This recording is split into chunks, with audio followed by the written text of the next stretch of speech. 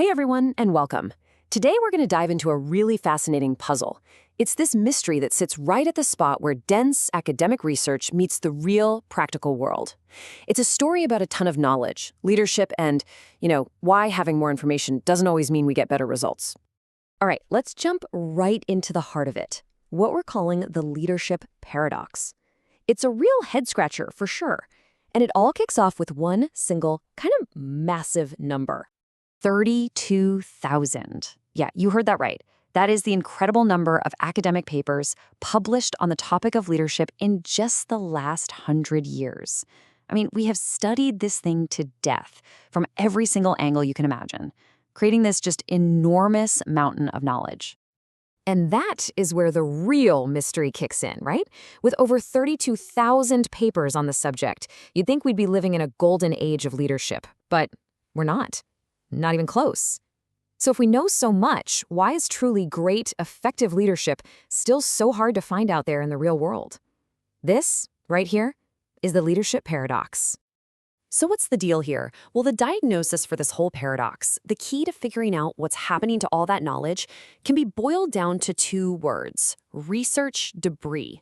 And it's a really powerful idea that explains where all that hard work actually goes. So what is this stuff? Well, the best way to think about it is like space junk. A satellite is launched, it does its job, but then its mission ends and it's just left to float up there in orbit, inert, unused. Research debris is basically the intellectual version of that. It's this huge body of academic knowledge that never actually makes it into practice. It's just stuck up there in an intellectual orbit, untranslated and seen as totally irrelevant by the very people it was supposed to help. And, this debris doesn't just happen by accident. As you can see here, it's really the natural result of two completely different thought worlds crashing into each other. On one side, you've got academics. They're all about rigor and theory, and their work is incentivized by publications and tenure, a process that can take years. But then you have practitioners, the people in the trenches. They need relevant, applicable solutions, and they need them now. They're driven by immediate results. They operate on totally different timelines with different goals, and they honestly speak completely different languages. To really get a feel for just how much of this stuff is out there, let's take a quick trip through the last 100 years of leadership research. It's the perfect way to see how this intellectual junk just piles up, layer after layer after layer. Okay, so picture this. We kick things off way back in the early 20th century with these trait approaches, basically trying to find the perfect recipe for a great man. Then we switch gears and start focusing on what leaders do, not just who they are. That's the behavioral era. By the 70s, it got more complicated. The thinking was, hey, it all depends on the situation, which gave us contingency approaches. Then the 80s and 90s brought us relational approaches, zooming in on the specific relationship between a leader and each follower. And since the 2000s, it's been a total explosion of different leadership styles. With every new era, we just added another layer of theory, another layer of complexity, and, you guessed it, more potential debris. Okay, let's just grab one little piece of this debris to see what it looks like up close. From that relational era, you get a term like LMX differentiation. In simple terms, it's about how leaders often treat some team members like they're in an in-group and others like they're in an out-group. It's a super specific academic concept, but for a manager who's just trying to get through the week, what are you supposed to do with that information? And this is what happens, right? This complexity just leads researchers to drill down even deeper into these hyper-niche topics, like abusive supervision. Now, don't get me wrong, the research is absolutely valuable, but it becomes another one of these fragmented pieces of debris, kind of disconnected from the big picture, and really hard for a practitioner to grab onto and apply in their day-to-day work. Okay, so we've seen the debris. We've seen how it's built up over time. Now let's get into the why. Why is this gap so persistent? Why does this intellectual junk just keep piling up? Well, it really boils down to four main things. First, those divergent logics we already talked about. Then you've got totally misaligned incentives. The whole publish or perish game. In academia, rewards getting articles into journals, not creating useful tools. There are also just massive communication failures.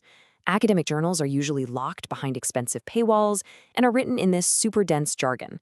And maybe the biggest one, the research process itself is often just broken. It treats practitioners like data sources to be studied, not as true partners to learn with. Okay, but look, it's not all bad news.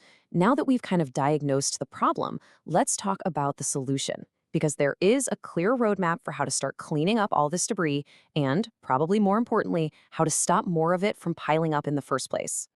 The fix, really, is all about deep, genuine collaboration. We're talking way more than just a couple of meetings. It means we need knowledge brokering, people or even whole organizations that can act as translators between the two worlds.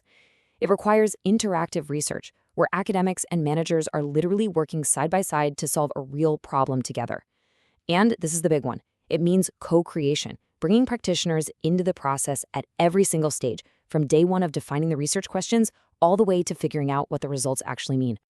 This quote here just nails it. At the end of the day, we have to ditch this old, flawed, one-way street model where academics kind of talk down to practitioners. The future has to be about building a real partnership, weaving that academic and practical knowledge together right from the very start. And all of this leads to one final, really powerful idea. It's a new call to action for how we should think about and maybe even evaluate academic research itself. So check this out. It's such a simple but brilliant shift. Instead of ending a research paper with that standard, often kind of generic limitations section, what if we replaced it? What if we added a pathways to impact section? This would force researchers to think, upfront, about how their work could turn into debris, and more importantly, to outline actual concrete steps to stop that from happening. It completely flips the script. It makes practical relevance a core part of the research itself, not just some throwaway line at the end. And that really brings us to the final question, the one I want to leave you with. Now that you have this new lens, this idea of research debris, what happens when you look at your own world through it? In your industry, in your company, in your field of interest, what research debris is just floating around out there, waiting for someone to finally connect it to the real world?